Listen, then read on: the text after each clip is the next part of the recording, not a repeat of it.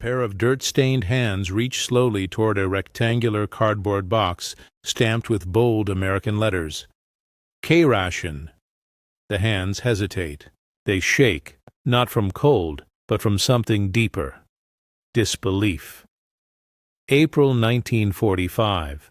Somewhere in the Rhineland, a German soldier named Hans Müller sat on the muddy ground of a prisoner of war camp, staring at something he couldn't comprehend. In his hands, an American soldier's daily ration. To him, it looked like a treasure chest. Hundreds of German soldiers sit in rows behind barbed wire. Their uniforms are torn, faces hollow, eyes sunken. Some lean against each other for warmth. An American GI walks past, chewing gum, tossing a chocolate bar to a prisoner. For years, these men had survived on black bread and thin soup.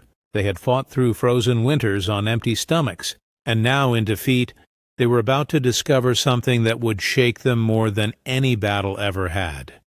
His fingers peel back the waxed cardboard. Inside, canned meat, crackers, powdered coffee, chocolate, cigarettes, chewing gum, even a tiny can opener. His eyes widen. A younger soldier beside him whispers in German, "Das kann nicht echt sein." This can't be real. This is the story of the moment when war became something more than bullets and bombs. This is the story of how a nation's abundance broke the spirit of its enemies, not through cruelty, but through something far more powerful: plenty. Because in the end, wars are not just fought with guns. They are fought with steel, with fuel, with factories, and with food. And America had more of it than the world had ever seen. To understand the shock on Hans Müller's face, you have to understand where he came from. You have to go back to the Germany of 1943 and 1944, a nation starving under the weight of its own war. Soldiers huddle in a frozen dugout. Steam rises from their breath. One man holds a tin cup filled with watery soup. Another gnaws on a piece of hard, dark bread, Kommissbrot, military-issue bread that could break teeth. The German soldiers' ration had once been adequate. Early in the war, troops received real meat, butter, vegetables. But by 1943, the supply lines were breaking. The Luftwaffe couldn't protect the trains. The factories couldn't keep up. And the food began to disappear. The officer's face is gaunt. He speaks in sharp German. Männer, die Rationen werden gekürzt. Men, rations are being cut. The soldiers don't react. They've heard it before.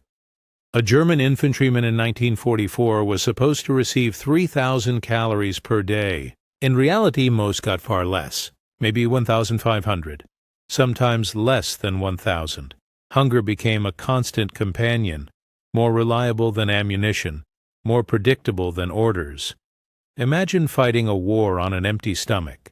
Imagine marching 20 miles in frozen mud, knowing that at the end of the day, all that waits for you is a bowl of thin cabbage soup and a slice of bread. A young German corporal sits by candlelight, writing with frozen fingers. His voice narrates the letter, "Mutti, we are so hungry. Yesterday Klaus found a dead horse. We ate it raw. Please send anything you can." Letters like these flooded back to Germany. Mothers, wives, sisters, they tried to send packages, but the postal system was collapsing. And even if a package arrived, what could they send? Germany itself was starving. Women and children stand in the cold waiting for bread. A shopkeeper shakes his head. Nothing left. By 1944, the average German civilian was surviving on 1,200 calories a day. Coffee was made from acorns. Meat was a memory. And for the soldiers at the front, things were even worse. Hans stares at the chocolate bar in his hand. He hasn't seen chocolate in 3 years. This was the Germany that lost the war, not the Germany of tanks and planes, the Germany of empty bellies and broken supply lines, the Germany that could no longer feed its sons. Now, let's cross the Atlantic. Let's go to the other side of this war, to a nation that had never known hunger, to a nation that turned abundance into a weapon. Machines hum. Conveyor belts move endless cans of meat, fruit, vegetables. Women in work uniforms pack rations into boxes. The camera pans across thousands of boxes, mountains of food. America didn't just fight World War II with soldiers. It fought with factories, with farms, with an industrial machine so vast, so efficient, that it could feed an army of millions and still have enough left over to feed its allies. Cranes lift pallets of rations onto transport ships. Soldiers supervise. One GI jokes, "Hope the kraut's like Spam." Every day, American factories produced over 300 million pounds of food for the war effort. Every day, ships carried that food across the Atlantic, through U-boat-infested waters, through storms, through chaos, and it kept coming. Logistics. It's not a glamorous word. It doesn't win medals, but it wins wars. And America's logistics network was the greatest the world had ever seen. Rows and rows of crates. A logistics officer walks through, clipboard in hand. He speaks to the camera. "We've got enough chow here to feed a division for 6 months. Meat, bread, coffee, cigarettes. Hell, we've even got ice cream." Ice cream. In the middle of a war. That wasn't propaganda. That was real. The U.S. military had refrigerated ships specifically for making ice cream. They had floating ice cream barges in the Pacific because American commanders believed in something radical, that comfort was a weapon. Hot food steams from metal trays. Soldiers laugh, eat, smoke. One soldier holds up a can of Coca-Cola, grinning. An American soldier in 1944 received approximately 4,000 calories per day.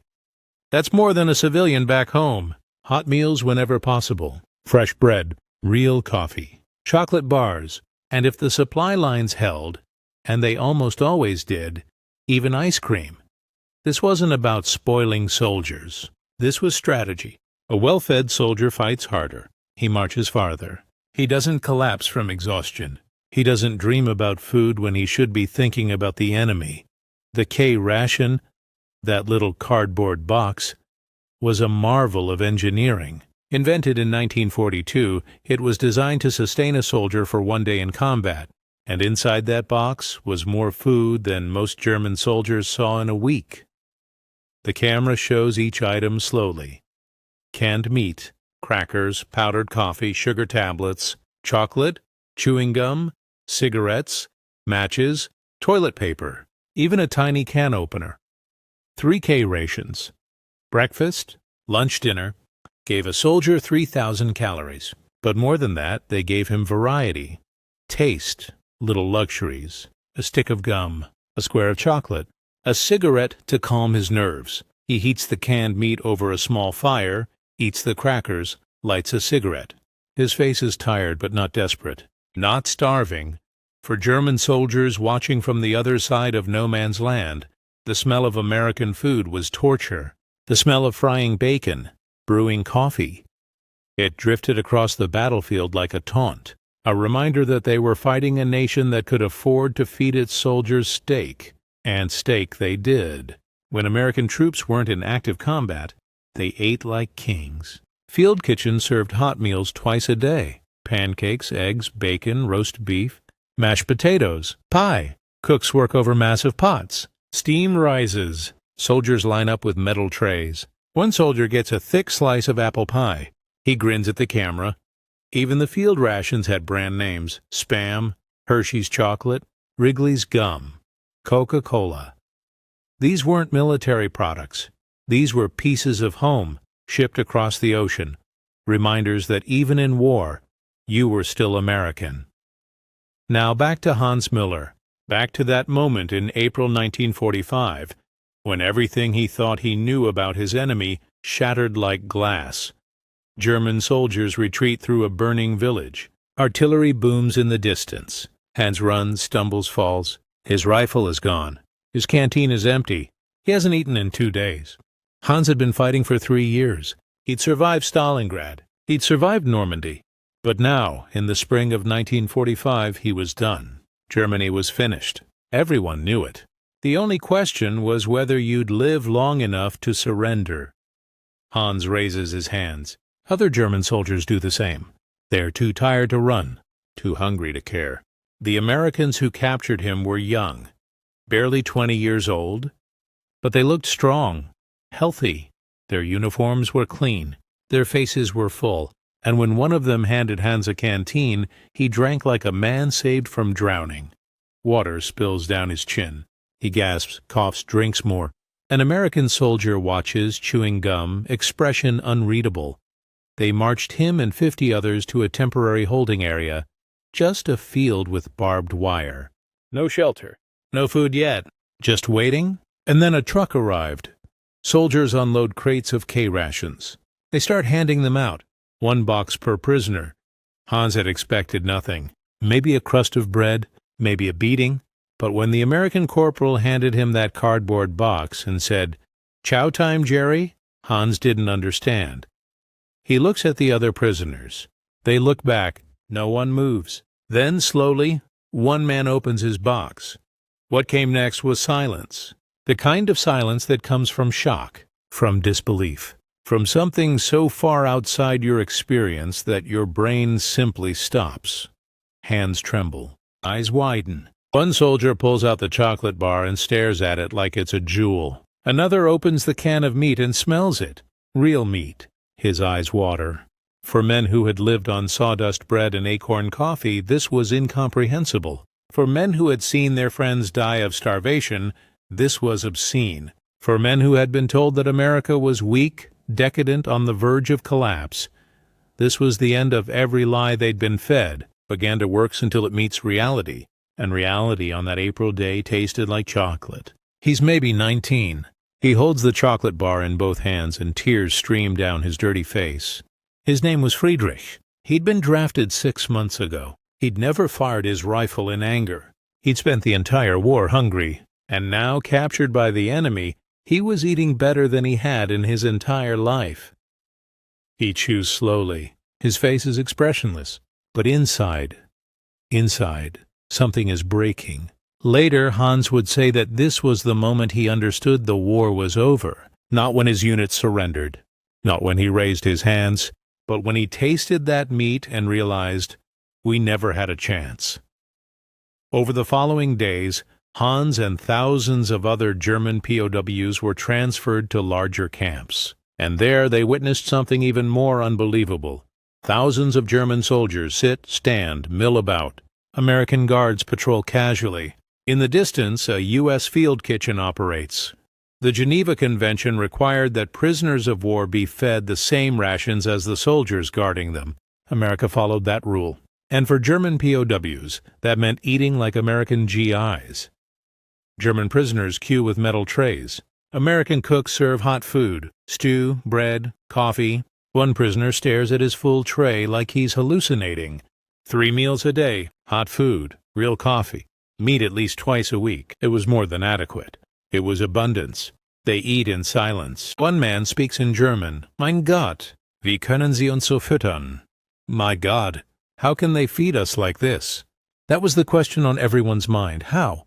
How could America feed its enemies better than Germany fed its own soldiers? How could a nation fighting a war on 2 continents, supplying allies across the globe, still have enough to give prisoners second helpings? The answer was simple, and it was devastating. Because they could. Because America's industrial capacity was so vast, so efficient, that feeding millions of prisoners was barely a footnote in the logistics reports. A logistics officer reviews paperwork. He speaks to a subordinate.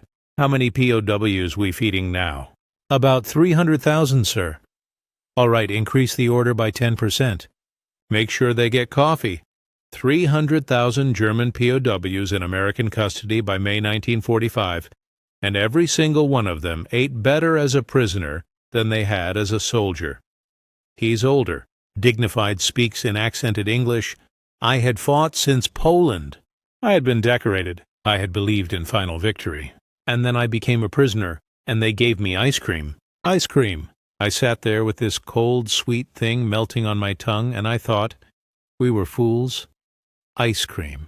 They kept coming back to that, because ice cream wasn't just food, it was a symbol. It represented a nation so wealthy, so powerful, that it could afford to waste resources on frozen desserts in the middle of a world war. In the background, German POWs watch, bewildered. One American soldier hits a home run. His buddies cheer, And it wasn't just the food. It was everything. The American soldiers looked relaxed. They played baseball. They listened to music on portable radios. They smoked endless cigarettes. They chewed gum constantly. So much gum that German POWs joked the Americans' jaws would fall off. Morale. That's what it was. American commanders understood that a soldier's mind mattered as much as his body. Keep him fed, keep him comfortable, keep him connected to home, and he'd fight like hell. It's Life magazine, dated 1944. He flips through pages of advertisements, cars, refrigerators, Coca-Cola, smiling families. He shows it to another prisoner. They stare speechless. Some POWs thought the magazines were propaganda, fake images to demoralize them. But they weren't. Those advertisements were real. While Germany's factories built tanks, America's factories built tanks and refrigerators. While German civilians stood in bread lines, American housewives had more food than they could eat. He's thinking, processing. His worldview is crumbling. How do you fight a nation like that? How do you defeat an enemy that treats war as an inconvenience rather than an existential struggle? As the weeks passed, something changed in the camps. The shock wore off. The hunger faded. And in its place came something else, understanding. They sit in a circle smoking cigarettes, American cigarettes. One speaks in German, subtitles appear. We were told America was weak, that they were soft, that they would collapse. Another responds, lies, all lies. They are stronger than we ever imagined. The propaganda had painted America as a mongrel nation, divided, decadent, incapable of sacrifice. But these men now knew the truth.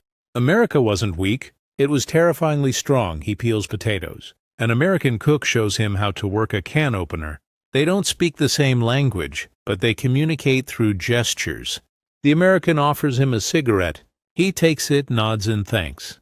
Some POWs volunteered to work in kitchens, in supply depots, in fields. They were paid in scrip, which they could use to buy small luxuries, and the American soldiers treated them normally.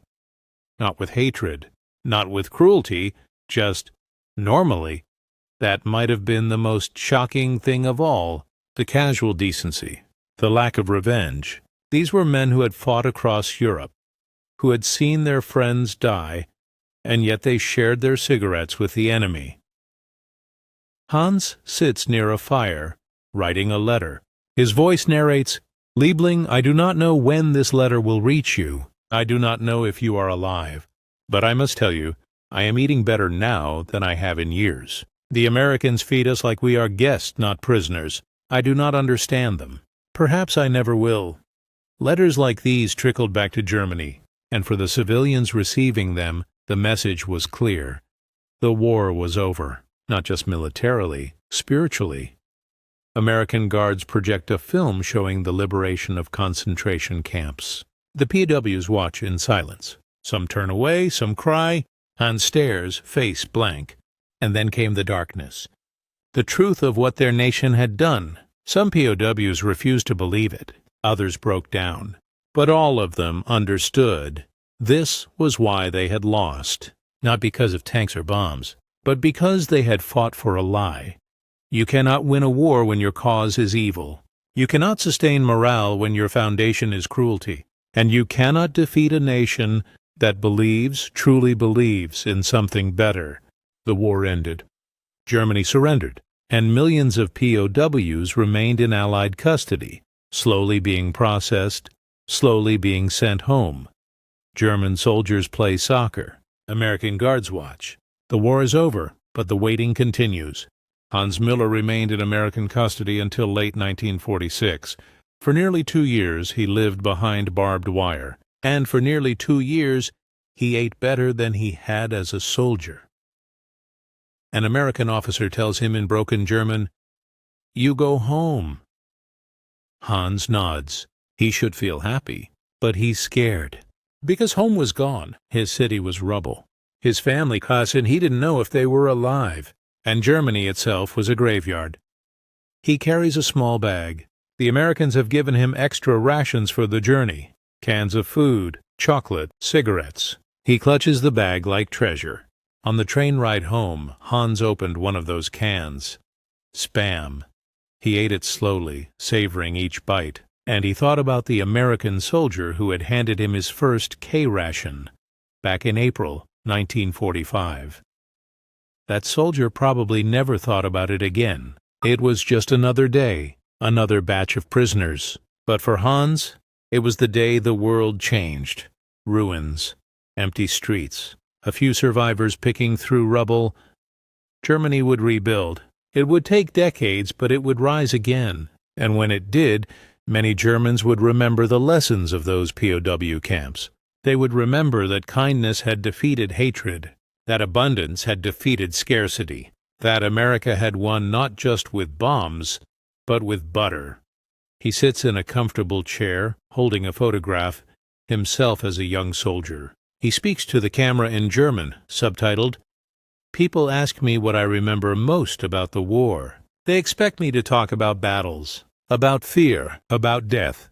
But what I remember most is the chocolate, that first taste of American chocolate as a prisoner. That's when I knew we had been fighting the wrong war, for the wrong reasons, against the wrong enemy." The Second World War was won by many things. By courage, by sacrifice, by brilliant generals and brave soldiers. But it was also won by something simpler, by a nation that could feed its people, clothe its soldiers, and still have enough left over to share. For a man who had fought in freezing mud, who had watched friends die of hunger and cold, who had believed every lie his government told him, the sight of ice cream was something close to a miracle. Children smile, holding chocolate bars. Women receive bread. An old man shakes an American soldier's hand. 75 years later, we live in a different world. But the lesson remains. Wars are not won by cruelty. They are won by strength. And strength isn't just guns and bombs. It's factories humming through the night. It's ships crossing dangerous seas. It's farmers growing food and workers packing it, and soldiers sharing it with the very men who tried to kill them. Preserved behind glass. A relic of history, that little cardboard box, that simple K-ration, was more than food. It was a promise that even in the darkest times, even in the midst of total war, humanity could still prevail. That comfort mattered. That kindness mattered. That a soldier deserved more than just orders and bullets. He deserved a hot meal, a cigarette, a moment of peace. Because in the end, that's what the German POWs couldn't believe. Not that America had won, with its humanity intact, the sound of mess kits clanging, soldiers laughing, the hiss of coffee brewing. German POWs couldn't believe what American soldiers ate every day. But what they really couldn't believe was that their enemy had remained human, and perhaps that's the greatest victory of all.